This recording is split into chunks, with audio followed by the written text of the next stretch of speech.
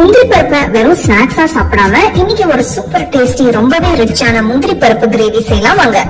சுடுதண்ணில தக்காளி முந்திரி பருப்பு சேர்த்து 10 நிமிஷம் வேக வச்சு எடுத்து ஆற விடுங்க. அடுத்து கடாயில எண்ணெயை ஊத்தி முந்திரி பருப்பை நல்லா பொன்னிறமா வறுத்து எடுத்துக்கோங்க. வேக வச்ச தக்காளியை தோல் எடுத்து கட் பண்ணி வச்சுட்டு கடாயில எண்ணெய் நெய் ஊத்தி நறுக்கிற வெங்காயம் இஞ்சி பூண்டு பச்சை மிளகாய் சேர்த்து வதக்குங்க. வெங்காயம் வதங்கினதும் வேக வச்ச முந்திரி பருப்பு தண்ணிட்டு உப்பு மஞ்சள் தூள் காஷ்மீரி மிளகாய் தூள் தனியா தூள் சீரகத்தூள் சேர்த்து மிக்ஸ் பண்ணுங்க. தண்ணி ஊத்தி பச்சை வாசனை போற வரைக்கும் வேக விட்டு நல்லா ஆற விடுங்க. மிக்ஸி ஜார்ல மசாலாவை சேர்த்து நல்லா பேஸ்டா அரைச்சுக்கோங்க. இப்ப கடாயில எண்ணெய் நெய் ஊத்தி சீரகம் பட்டை கிராம்பு ஏலக்காய் நறுக்கிற வெங்காயம் சேர்த்து வதக்குங்க. அரைச்ச மசாலாவை சேர்த்து மிக்ஸ் பண்ணிட்டு ஒரு 10 நிமிஷம் மீடியம் லோ ஃபிளேம்ல வேக விட்டு கொஞ்சமா தண்ணி ஊத்தி ஒரு 5 நிமிஷம். இப்போ கரம் மசாலா தூள் காஷ்மீரி மிளகாய் தூள் உப்பு சர்க்கரை சேர்த்து நல்லா மிக்ஸ் பண்ணணும். கொஞ்சமா தண்ணி ஊத்தி ஒரு 5 நிமிஷம் கொதிக்க விடுங்க. கசூரி மேத்தி கொத்தமல்லி வறுத்த முந்திரி பருப்பு சேர்த்து மிக்ஸ் பண்ணுங்க. அவ்வளவுதான், சூப்பர் டேஸ்டியான நல்ல ரிச்சான முந்திரி பருப்பு கிரேவி ரெடி ஆயிடுச்சு.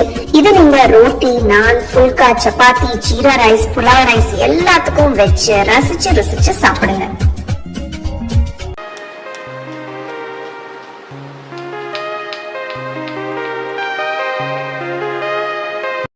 இன்னைக்கு நம்ம தஞ்சாவூர் ஸ்பெஷல் கும்பகோணம் கடப்பா எப்படி செய்யறதுன்னு பார்க்கலாம் வாங்க.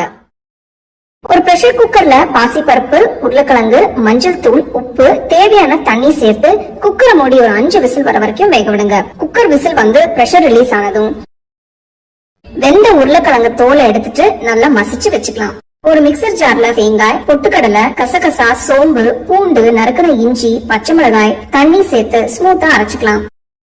ஒரு அகலமான பேன்ல எண்ணெயை ஊத்தி இதுல பிரியாணி இலை பட்டை கிராம்பு ஏலக்காய் நட்சத்திர சோம்பு நறுக்கின வெங்காயம் கருவேப்பிலை நறுக்கின தக்காளி உப்பு சேர்த்து நல்லா வதக்குங்க. அரைச்ச விழுத சேர்த்து கொஞ்சம் தண்ணி சேர்த்து நல்லா கலந்து விடுங்க. பேனை மூடி ஒரு 5 நிமிஷம் கொதிக்க விடலாம். இது கூட வேக வச்ச பாசி பருப்பு சேர்த்து கொஞ்சம் தண்ணி சேர்த்து கலந்து கொதிக்க விடுங்க. அடுத்து மசிச்ச உருளைக்கிழங்கு சேர்த்து 10 நிமிஷம் கொதிக்க விட்டு நறுக்கின கொத்தமல்லியும் சேர்த்து கலந்து விடுங்க. அட்டகாசமான கும்பகோணம் கடப்பாவை சூடான இட்லி கூட சர்வ் பண்ணி ரசிச்சு ருசிச்சு சாப்பிடுங்க.